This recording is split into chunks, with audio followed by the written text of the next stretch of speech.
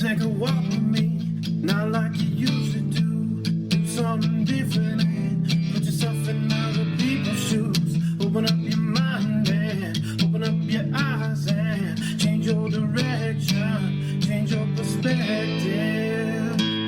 Welcome into Other People's Shoes. As you know, I am your host, Neil Matthews. Thank you so much for hitting play today. Really appreciate that, as always. By the way, if you haven't heard already, why have you not heard? We're in season 13. Now, I know for some of you, you're like, wait, what happened to 12, 11, 7, 6, 5, 4, 3, and 2, and 1? I know I said those like really weird order there. Hear me on this. You can always go back and listen to On Demand. Isn't that the way we do things now? On Demand anyway. Yeah, Netflix On Demand, Amazon Prime On Demand, Paramount Plus On Demand. Yeah, you can listen to all the past previous shows at opspodcast.com. Great place to hang out. There is a fun little thing there. If you haven't ever been there, it's kind of fun. You can actually leave a voicemail on the show. You can leave one there. It's really fun. It's interactive. I say it's always interactive radio, but this really isn't radio. It's interactive podcasting. So anyway, on to my guest today, because I'm sure you did not come here to hear me ramble on about, opspodcast.com. You didn't. Or talk about our social medias, OPS Podcast Show under Facebook, Instagram, and Twitter. You didn't come for that. I know that. You actually came to hear this amazing young lady from all the way from Mexico City. So I hope you brought your passport. I hope you brought some flip-flops. I hope you brought just maybe some Kleenex. Who knows? We don't know what we're going to walk into, but we do know this. We're going to be walking in other people's shoes today. So join me as I'm welcoming my guest, Lena Papadopoulos. How'd we do? Yes, perfect.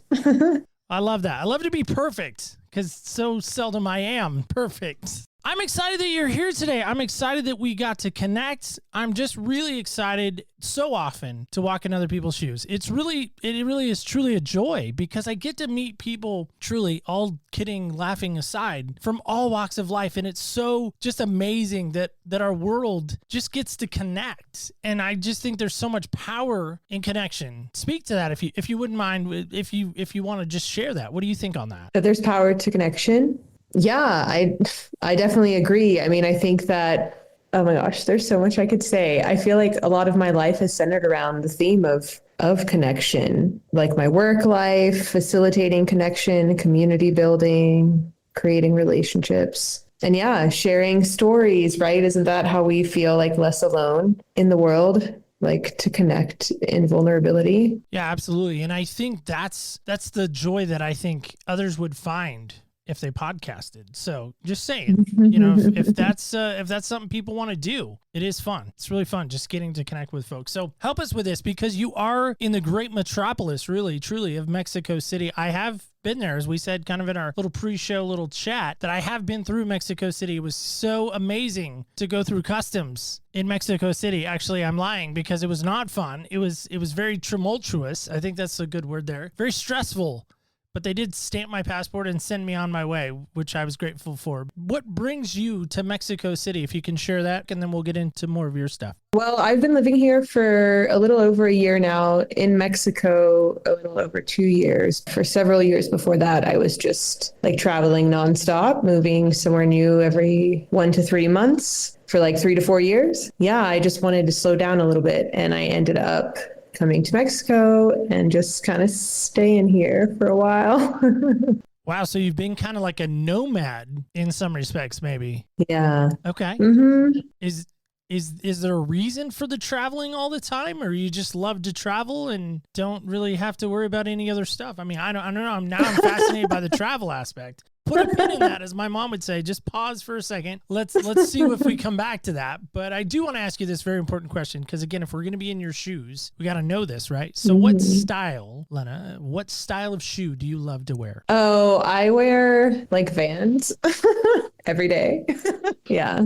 No, Vans are good. If you kind of look at our logo, it looks like our show artwork. When we first started, we had kind of these I call them wish Vans because, copyright reasons, we can't really use Vans in marketing reasons. They want copyright dollars and all that stuff. So I say we have the wish version of Vans. Have you ever heard of that website Wish, or maybe some not real stuff? So I say our show logo is like the Wish version of Vans. Anyway, what kind of Vans? What are there? Certain colors, style? I mean, because Vans kind of come in like an array of items. There's black and white. super basic. Plain Jane is what I I call was myself. thinking they were going to be like this hot pink, fluorescent, glow in the dark shoelaces. None of that. No. Nah. Just plain Jane. No. Just that's all we get. Just the Yeah. black and white ones, which are not bad. However, when I wear them, they give me a bad arch. Like I have arch issues. So because they're so flat. Oh yeah, they're not good for your feet, but Not at all. Let's get into you and really your story. So when I first started thinking about this season and talking about where I was going to go in the show, there was a moment in my life, and I'm letting you behind the curtain here. I hope that's okay, that you and I just have this curtain moment, like it's behind us, letting people in. There was a point I remember specifically where I was like, I don't know if I want to keep doing the show. And I really, kind of had to get quiet and I had to get still, which for me is a very tough thing to do. And I remember getting quiet and getting still. And I just remember hearing, and I know this is going to sound weird to some, maybe a little hippy dippy for others, but I remember hearing an ocean, and it's like, 2 a.m. and I'm hearing this ocean wave just, I can't even do an ocean sound, but I just remember like imagining being on an ocean beach, and it's warm. And it's not too hot, it's not too cold. It's perfect. And there's no cloud in the sky, and it's sky blue, my favorite color. And I remember, having this moment where, again, I'm hearing this ocean, I'm hearing kind of seagulls and then the birds and all this stuff for just a perfect day at the beach. And I remember looking down and seeing a footprint in this, like, again, this moment of dream, maybe, I don't know, feeling. And I remember looking down and seeing a footprint, and I thought, that's weird. There's an impact there. There's an imprint in the sand. And I woke up and I thought, wow, that was interesting. Okay. And I kind of just went along with my day. But then the more I started thinking back to that moment, I thought, what impact, what footprints, what imprints have I made on this world? I can't be done yet. And so here we are, season 13. And I think this is where you kind of come into the picture. So starring role here we are. The starring role is what is that impact for you? What is that imprint moment for you where when you look back on, you can kind of paint that picture, maybe not, maybe better than me because you're probably more eloquent than I am. But what is that impact moment for you and that imprint moment for you? What was that like? one of my most significant life experiences, which has shaped literally everything I've done since, was when I was about 14 years old, and I was in a pretty deep depression, like quite suicidal, just really, really miserable. I became really close friends with this kid named Ned, who was a couple of years older than me, but we were like in an art school together. And so we always sat together in class. We became really good friends, and he really supported me through that season, through that experience of depression. Not really very long after that, he ended up taking his own life. And then I found out that actually he had struggled with depression for several years, that he had been on like medications and things. And like, I had never even known any of that. I had been in this dark place, woe is me, kind of like everything's so sad and terrible. And the one person who was there with me like knew exactly how I felt, and I had no idea that he knew. And it just kind of made me realize like how important it is to create space for people to be able to come completely as they are and be seen and heard and witnessed, understood, accepted, loved, embraced, like for people to feel safe to be everything that they are and to like feel everything that they feel, and just became, and then just like to pay attention to people, to be present so that you're able to see when someone is in pain. Suicide is something that I think needs to be talked about daily for some, to be reminded of the fact that there are people out there that are in so much pain and so much just hurt and turmoil that, again, they never have felt like, at least the ones that I've talked to that have been the survivors of the loved one, the one left, has always said, I wish I could have given space. I wish I would have known. I wish I could have, should have. And what if, and they play this crazy what if game. Like, if I had only knew, if I had only stopped, why didn't they, and they almost beat themselves up or torture themselves in some respects. Did you do any of those type of things? And if so, maybe speak to that. Yeah, I think I struggled with blaming myself for a long time, like that it had been like right in front of my face, that I hadn't seen it, especially given the context of like, I was also experiencing it. But I think that also helped me realize, I think really when you're really in that place, Nobody is capable of changing your mind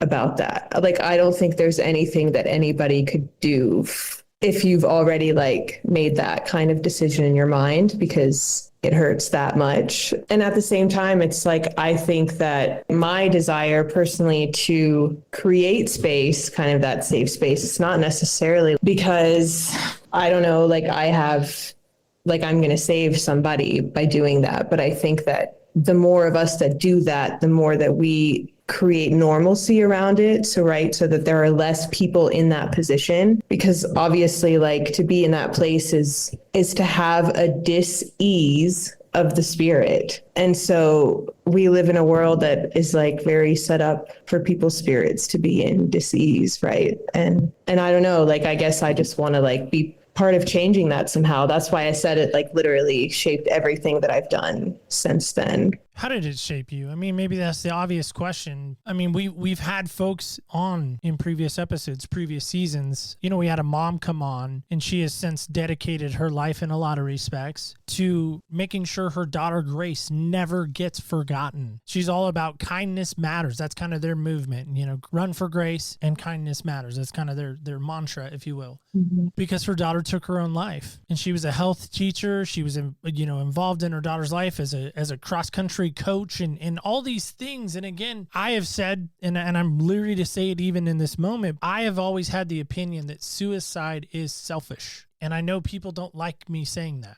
When I say that, does that brush up against anything for you, or tell me how you have a maybe different perspective, or maybe same perspective as I do in that moment? Yeah, I mean, in the sense, I think it's kind of complex because it can be seen as selfish in a way of, right, like, of course, you're leaving behind people you love and you know that you're leaving them in pain. But the thing is, when you're in that state of mind, you don't believe anyone's going to experience pain. That's one thing. In your mind, it will have no impact on anyone else. I think that's one thing. And then on the other side, it's yes, but also death is a part of life. And is it maybe also in a sense selfish for those who are still alive to wish, like, I wish that person was still here suffering and in pain. It's complex, like I think everything in life. But when you think to your friend and you know now after the fact that there was a lot of pain that he was experiencing, and obviously you were really young at the time, you were in your teen years. There's a lot of bad stuff that goes on in our teen years. But those teen years, man, they are tumultuous. They are hard, challenging. We're still trying to figure, ourselves out. I would say most young people on some level, depending on, where they've come from, maybe have struggled with suicidal ideation in some respects. But for you, when you think back to that friendship that you had, that you feel like he was that guiding post for you, that lifesaver in some respects for you, that really kind of pulled you out of your darkness and your shadowy moments and your depression, maybe. If I'm labeling something that's wrong, correct me, please. But then to find out that he was really dealing with that just as much, and then he took the ultimate step, which was, of course, taking his life. How do you feel in those moments? But again, somebody who's been in that place, I may not believe those things for myself, but I could still believe them for somebody else. And I would still want to love and support the people around me that I see hurting, especially because I know what pain feels like. I mean, it's always easier to give advice than it is to take it, right? Same kind of principle, I think. It's just a little bit of human nature in there. I wonder about this too, because, so many times, again, like you said, I think sometimes it really is easy to give advice. It's easy to look at somebody else's life and go, well, I think you need to do this, or I think you should do that, or, hey, have you tried, or, listen to this, or, hey, watch this video, or whatever, or, hey, here's this encouraging thought, maybe meditate on that, or think on that, or whatever. But it's sometimes hard to follow your own advice. So in some way, his passing obviously changed you. You said it affected you in a major way, put an imprint on you, made an impact in your life. How have you taken what happened to him and now have maybe gone out and tried to change the world in some different ways? I think my whole life after that became about really trying to love people with intention, with presence, to be a space where people felt safe and comfortable. I went into university to study psychology and sociology with the intention of becoming a therapist. But I had a lot of fears around that because I thought, well, what if I have patients that take their lives. Like, I don't, you know, that was like a hard thing for me to reconcile at that time. It wasn't so long after this happened. I kind of switched directions and I got really involved in the field of intercultural education. And for me, that was kind of like doing the same thing, but in a different form, because it was all about bringing people from different places and cultures together who have literally different perceptions of reality of the world, and bringing them all together in a space to understand one another, to have dialogue, to create that sense of safety amongst all the differences, like to create common understanding and to see the value in the difference. That was my career for 10 to 15-ish years. And then through doing that work, especially because of my different areas of focus, I came to feel that the division between us as people is a reflection of a disconnection within us. And so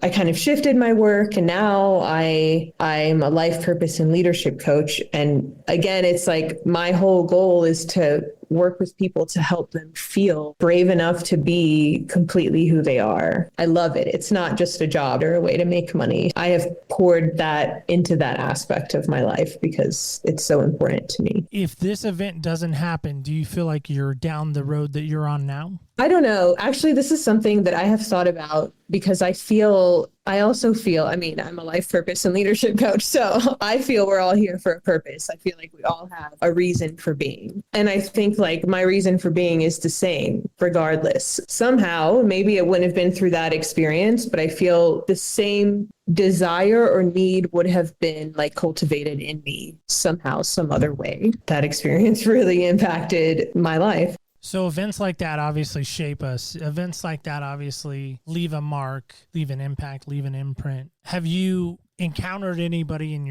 your work, in your studies, in your travel that maybe you got kind of like almost like a second chance, or maybe an opportunity to really kind of steer somebody away from making that ultimate decision? And if so, maybe share about that experience if you're willing. I think I've been in contact with a few different people who were kind of in that space. I'm not going to say that I played a role in like them not acting on anything. No, but it's definitely something that for me, when I know that it's to that point, when I know that somebody is actually struggling with suicidal ideation, it's actually kind of like a traumatic trigger for me. And I get kind of like frozen. Like I don't actually want to continue to engage with them when it feels that close. It's one thing when I know like somebody I really care about is experiencing depression, but when I know for a fact that someone spends a lot of time in a state of suicidal ideation, it is very hard for me to maintain close connection with them. And I've learned that through a very close friendship and also a client of mine in the last 1 to 2 years. It's very interesting that it's kind of like it triggers like this opposite effect or reaction in me.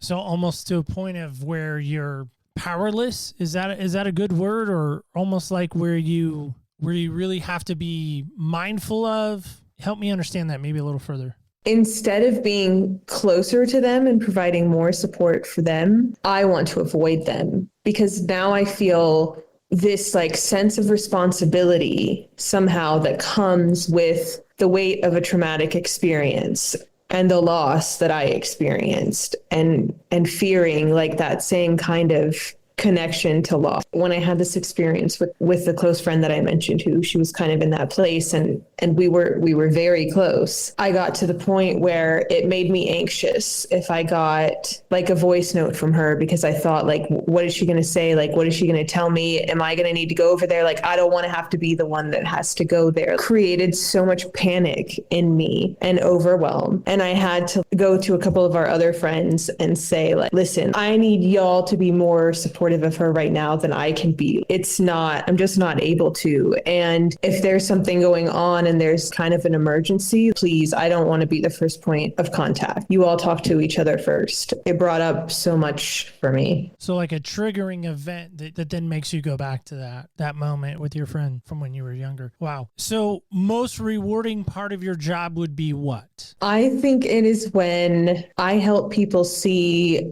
like how special they are and how how important it is for them to actually embrace that and own that. I think it's the things that make us the most unique and special that are also somehow tied to experiences of pain or rejection or dismissal or whatever, right? Somehow we have felt like not accepted as we are. And so we kind of try to shift a little to fit what is expected. But when we can see, oh no, those things are actually what make you so amazing and you can actually accept it. That's my favorite part of my work, when people see their own power. So how have you found that in yourself, where you have found, as you're describing from a client standpoint, where they've discovered that they do matter, their voice does have a place, their bottom does belong at the table, they belong, they're part of that conversation, they don't have to live in fear any longer or in the shadow or in the darkness. So how was that for you?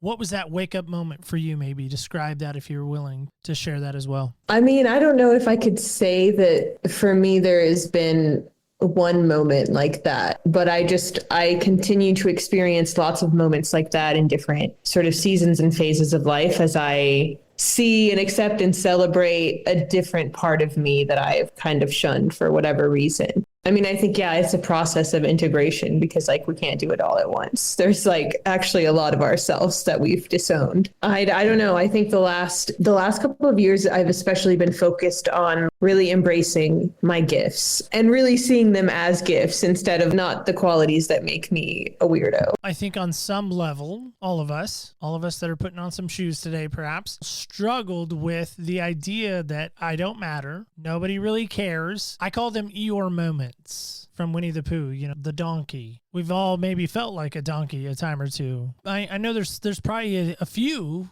but maybe there was that key moment where you said, you know what, enough's enough. I'm going to kind of dust myself off proverbially and kind of go, because what I have, you know, it's almost like a superpower, and I need to go out and rescue and save others and remind others of what. If there's a moment like that, then it was losing my friend. All depends on your worldview. But like I said, I really think we're all here for a reason. I love what you're saying there, that this thing happens to you. And if it hadn't have been that, it probably would have been something else. Now this lifestyle that you have, this awakening that you have now to help others. But for you, I think there's still this desire in you to help and to want to help.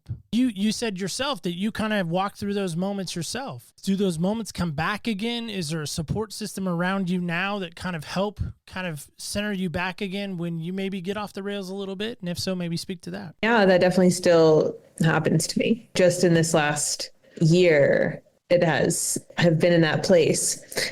And yeah, I think it just depends on that particular season or what I'm experiencing, who I'm going to kind of turn to. But I've learned a lot about myself, and I know what's kind of unhealthy, I guess, in terms of habits I can develop when I'm not in a good place and like isolating, withdrawing.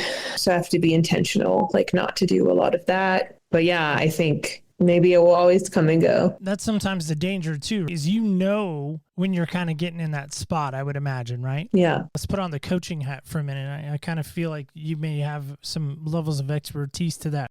So if somebody right now that's listening and says, you know what, I've had those moments too, where I've had those negative thoughts and I've had those moments of there's no hope, there's no light, there's no rainbow in sight. What advice, what counsel, coaching would you give in this moment if somebody's hearing that and they're like, well, I'm right there. I'm right where she is or where she's been. What would you say? I know when you're in that state, you're like, I don't give a fuck what you're saying. Like, it doesn't mean anything to me. So sometimes I think like we feel like we're supposed to give encouragement or advice, but sometimes really what people need, they just need to be like seen and validated, and like just to have somebody, yeah, I bet it's hard. I bet it hurts.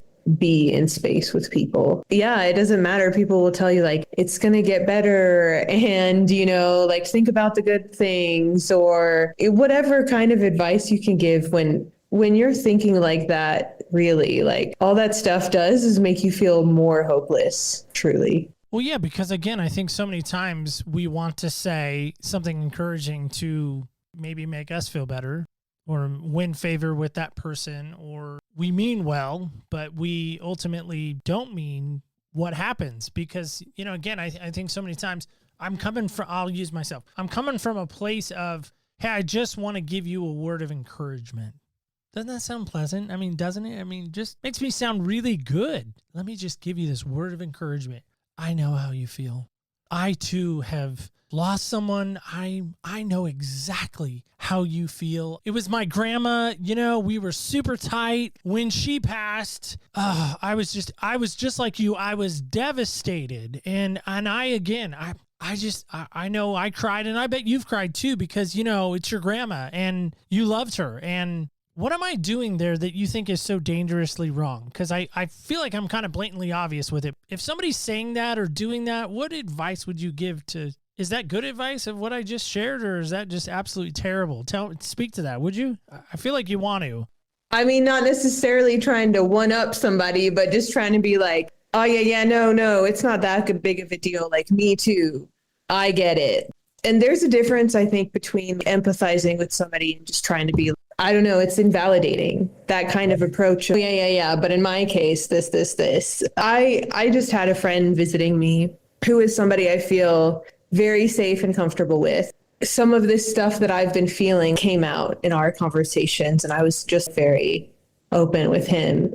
He just held my hand and looked at me and listened and sat with me. And there were even moments where I was like, yes, because he was just staring at me. And he's like, I'm just here with you. Like, I'm just here with you. The last time I was in a similar state, but like maybe like in a worse way, was a few months ago. And the person that was with me then kind of talking to me the way you were just talking, and also kind of trying to remind me of the good things and stuff. And no, I just wanted to punch him in the face. It was like, no, you're not helping. Just stop talking. Just stop talking. I mean, and maybe that's just me. That's just how I am. But just from my experience with people, I think they just want somebody to, just hold loving space. I mean, in my defense, I was being a little dramatic, which people are like, Neil, dramatic? Those two words really don't even go together. No, they absolutely go together. Like, if you ever wonder how I'm feeling, just look over this right shoulder or left shoulder. It'll be right there. It'll just be right there on the shoulder. I have heard through the years, when I've walked through a painful moment, I've heard people meaning well say that awful phrase, I know how you feel. And I always get so stinking angry. Nobody knows how you feel. Nobody knows how I feel. Nobody. I don't care who you are. Nobody knows how you feel. Even if somebody has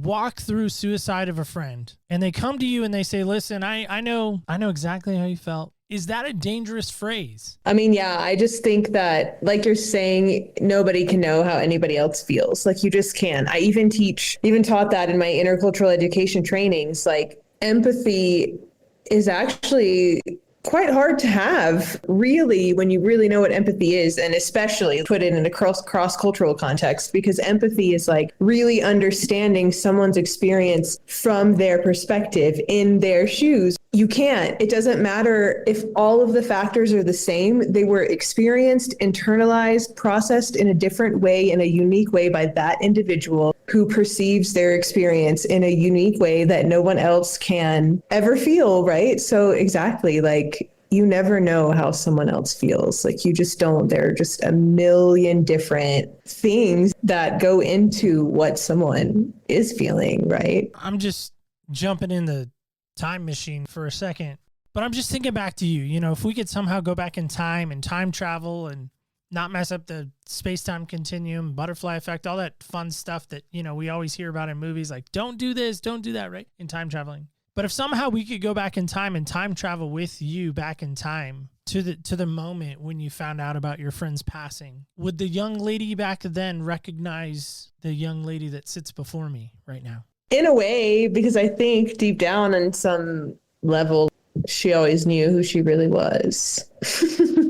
So you feel like she would recognize you, right? Would you give her any counseling or coaching or advice about this present situation, of course, the passing of your friend? Yeah, I think I would just reassure her that there was nothing she could have done and that it wasn't her fault. That's what I struggled with the most. That is probably a challenging one on so many levels. A lot of what ifs, a lot of, well, if I'd only, but nothing's gained by that, right? Just to be clear, there is nothing gained by that. Right. So I love this quote, and I want to talk about this because this is why I love asking this question on the questionnaire. But it says, what's your favorite quote we're saying that you really love? And you wrote down, out beyond ideas of wrongdoing and right doing, there is a field I'll meet you there. Why does that resonate with you so much? Because I think that, especially coming from having worked in this space of intercultural education where people literally live in their own realities, and I think we all do to an extent, like we all live in our own reality, our own perception of the world. We all have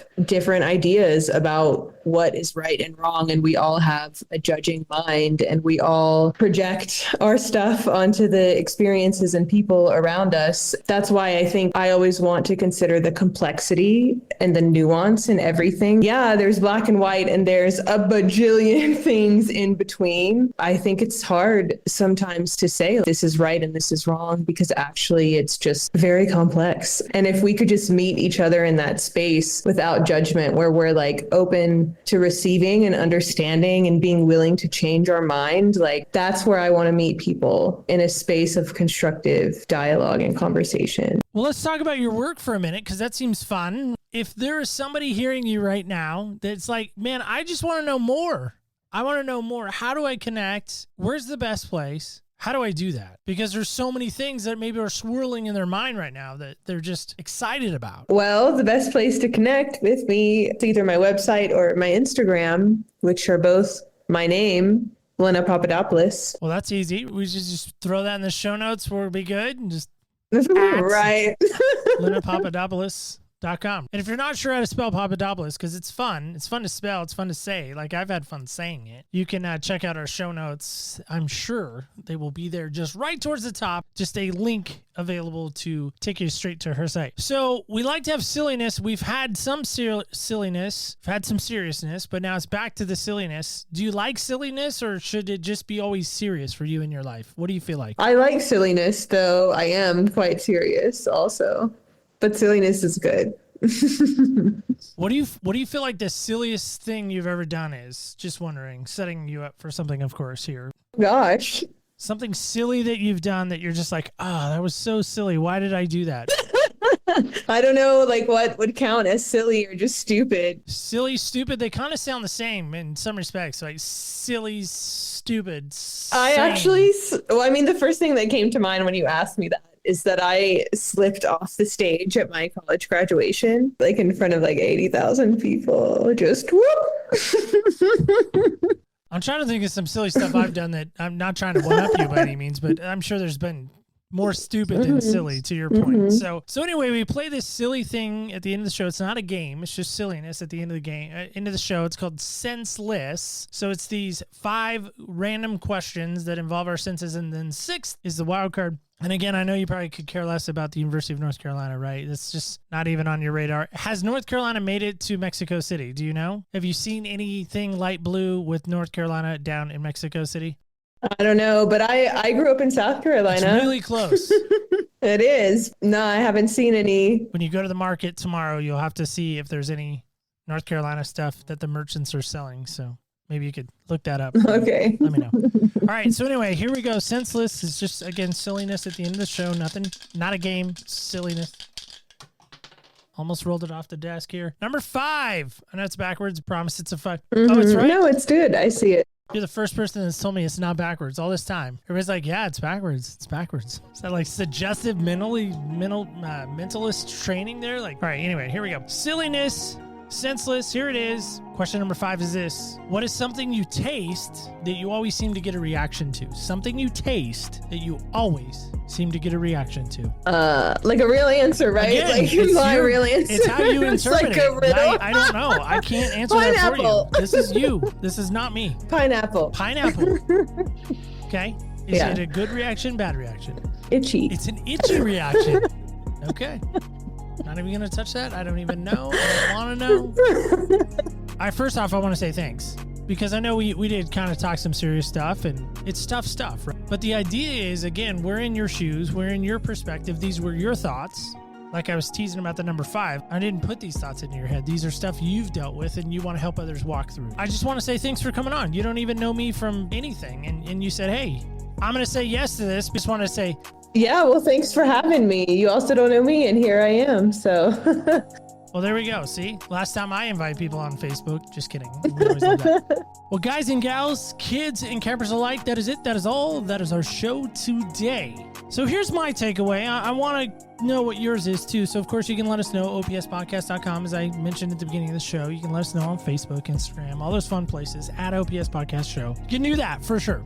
But here's my question for you. Here's my question. I want you to just do me a favor. Whatever you're doing, just kind of put a pause in it for a second. So if you're driving, wait till the red light. If you're running, just maybe slow down the pace just a skosh bit. If you're folding a towel, just stop. If you're mopping the floor, whatever it is you're doing, just take a pause for just a quick second. Ready? I'm going to let you pause. Here we go. Pause.